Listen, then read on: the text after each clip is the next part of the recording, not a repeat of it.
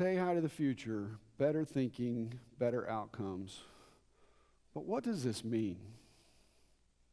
At Say Hi to the Future, we describe ourselves as a community driven by passion, savage curiosity, and the audacity to make a difference. And so, in my usual style, I'm going to tell you a story. I'm going to tell you a story about a significant moment in history when a community conquered one of humanity's most compelling challenges. But before I get to the story, I think you need a little context, so I want to talk about the impact of this moment in history. President Dwight D. Eisenhower signed the National Aeronautics Space Act into law July 29, 1958. And over the next 66 years, the National Aeronautics and Space Administration had a significant impact on modern society. NASA made considerable contributions to miniaturization, material science, robotics, global communications. NASA was able to foster international cooperation and understanding. The space program captured the imagination of millions around the world and inspired new generations of scientists, engineers, and explorers. NASA's research and development can directly be attributed to numerous consumer products: memory foam, scratch-resistant glass, cochlear implants, GPS, laptop computers, baby formula, smoke detectors, water purification. The list goes on and on. NASA's original mission was to bring to the U.S. space development program a distinctively civilian orientation, emphasizing peaceful application of space science. I say mission accomplished. Now on to our story. At 9:32 a.m. on July 16th, 1969, with the world watching, Apollo 11 launches from Kennedy Space Center with astronauts Buzz Aldrin, Michael Collins, and Commander Neil Armstrong aboard. And after traveling 240,000 miles over 76 hours, Apollo 11 enters lunar orbit 3 days later on July 19th. The next day at 1:46 p.m., the lunar module, codenamed Eagle, separates from the command module. 2 hours later, they begin their descent to the surface of the moon. At 4:17 p.m. on July 20th, 1969, the craft lands on the southwestern edge of the Sea of Tranquility. Commander Neil Armstrong radios Mission Control in Houston. The Eagle has landed. I'm going to pause the story for just a moment because there's a little bit of historic context that I think helps shed light on the importance of this moment. April 12th, 1961, Soviet cosmonaut Yuri Gagarin becomes the first human to fly in space. And it reinforced America's fears about losing a technological competition to the Soviet Union. President John F. Kennedy was eager for the U.S. to lead the space race for reasons of national security and prestige. On May 25th, 1961, in his State of the Union address to Congress, President Kennedy says this: "I believe this nation should commit itself to achieving the goal before this decade is out of landing a man on the moon and bringing him safely back to the earth." Now, given that moment, given that little bit of historic context, let's get back to our story. So aside from the Saturn V booster rocket, Apollo 11 was made up of 3 vessels. The lunar module, codenamed Eagle, which transported Aldrin and Armstrong to the surface. The command module, the command module, codenamed Columbia, where all 3 of them launched from Kennedy Space Center and rode into space, and the service module, which held propulsion and support systems. But before they could complete their journey, they had to get the 3 vessels in the right order. And in a highly risky maneuver, they separate the 3 vessels from the tip of the Saturn V rocket. They rotate them 180 degrees in the middle of space, and they redock with the tip, all while traveling 20,000 miles per hour in the vacuum of space. And all, by the way, with less computing power than can be found on my cell phone. So the three vessels, to complete their journey, separate from the Saturn V rocket. They make the 3-day journey across the expanse of space between the Earth and the Moon.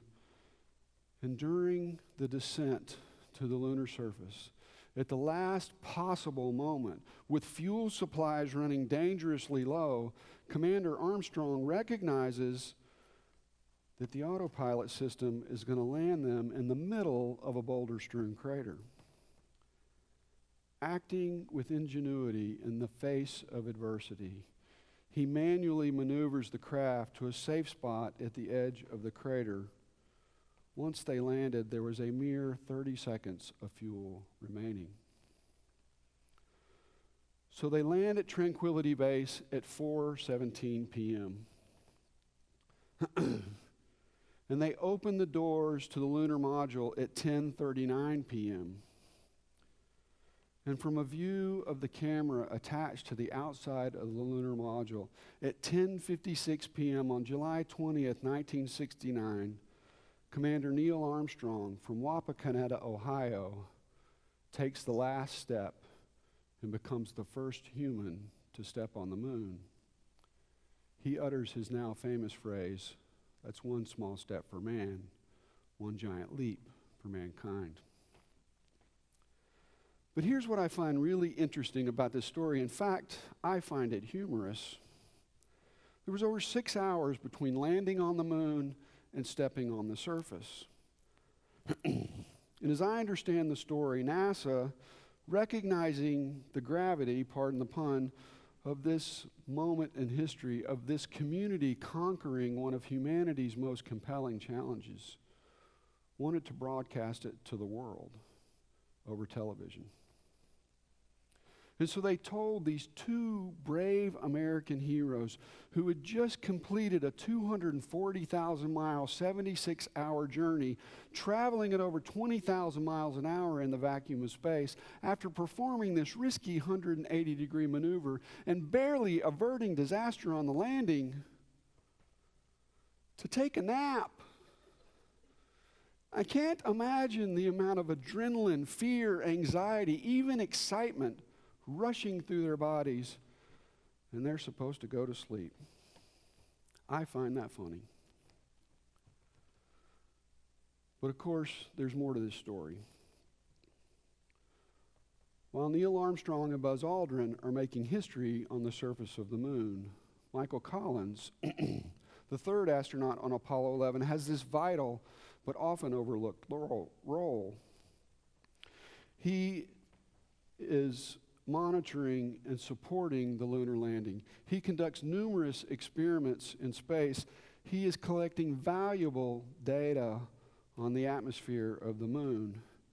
And during the mission, he orbits the moon 30 times.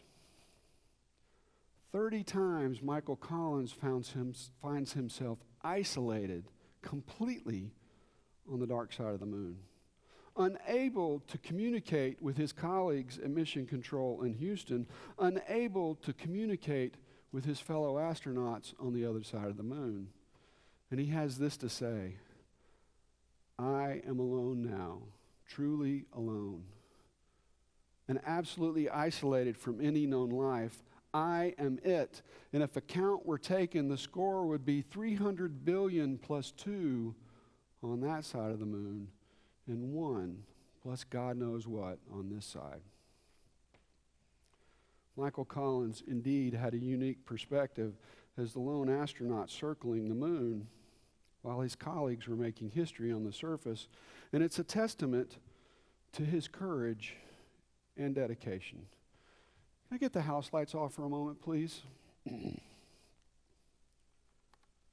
Michael Collins understood his historic place in history. Michael Collins understood that he was inspiring millions around the world. We can learn a lot from heroes like Michael Collins, believing that one spark, one light, driven by passion, savage curiosity, and the audacity to make a difference, can spread. Can I ask each of you to join me in this illustration? Please hold up your cell phones and turn on your flashlights. That's awesome.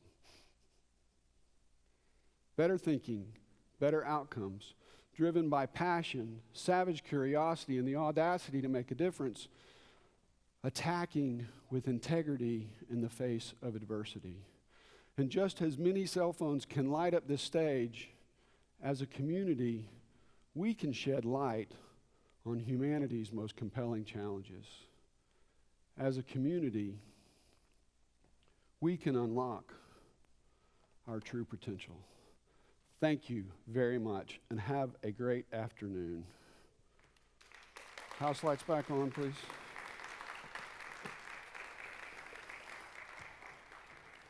Thank you. Have a great day, everybody.